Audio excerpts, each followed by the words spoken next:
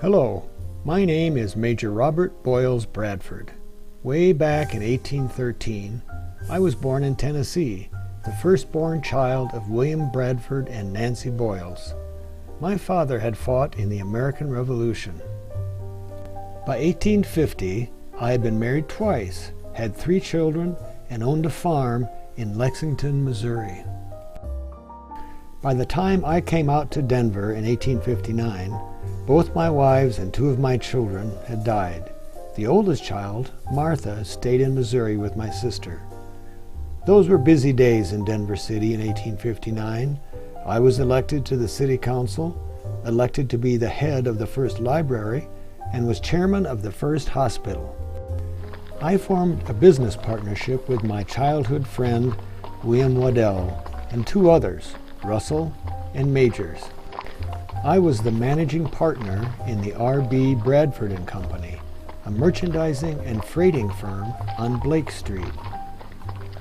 With the discovery of gold, I was part of a group who endeavored to build roads over the Colorado mountains for the miners and their families to reach their claims. In December 1859, I bought land that was nestled in the foothills behind the Dakota and Lyons hogbacks, 14 miles west of Denver City. My road was called the Bradford Road, of course. It opened in February of 1860 and ran for 7 years to Tarryall, South Park, Oro City, or what you may know as Leadville, the Blue River Mines, and Breckenridge. The Rocky Mountain News of June 13, 1860, promoted using my Bradford Road, saying, "Persons will save time and money by taking this route."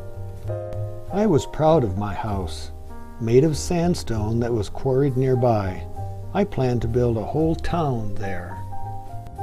I grew turnips and potatoes and grazed cattle, planted 40 apple and peach trees. 12 apple trees still remain today, blooming and producing fruit. Heirloom series Ben Davis variety. Members of the Ken-Caryl Ranch Historical Society have propagated some of the apple trees and planted them in the hopes of perpetuating the strain on the original site. In 1863, Colonel John M. Shivington rode out to my house in Bradford City and did some recruiting for the Union side during the Civil War. It's the only remaining Civil War recruiting station still standing in Jefferson County today. In 1872, I finished a large additional building attached to the backside of the old stone house with a porch facing east to the plains. I died on December 30th, 1876, and am buried in Riverside Cemetery in Denver. I left a wife, Fanny, a daughter, Martha Mattie Atwater, a brother, Larkin, and a nephew, M.J. McNamara, who founded the Denver Dry Goods Company. But my house is still around. After a succession of owners, James Adam Perley purchased the property in 1895.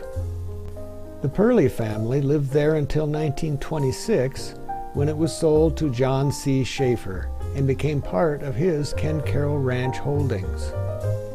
Sadly, in 1967, a fire destroyed the interior of the house.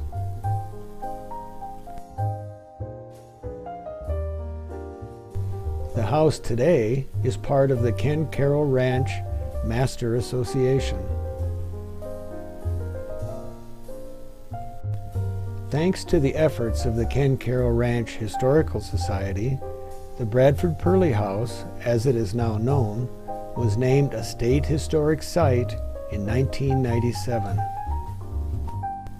Dr. Jonathan Kent of Metropolitan State University of Denver and his students did a continuing excavation from 1996 until 2005.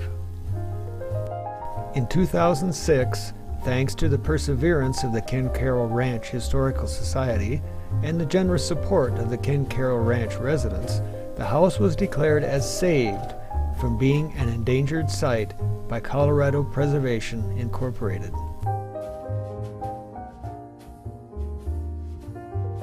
In 2015, the Bradford Perley House was named to the National Register of Historic Places.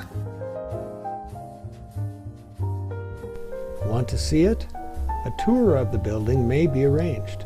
Please contact the Ken-Caryl Ranch Administrative Office at 303-979-1876.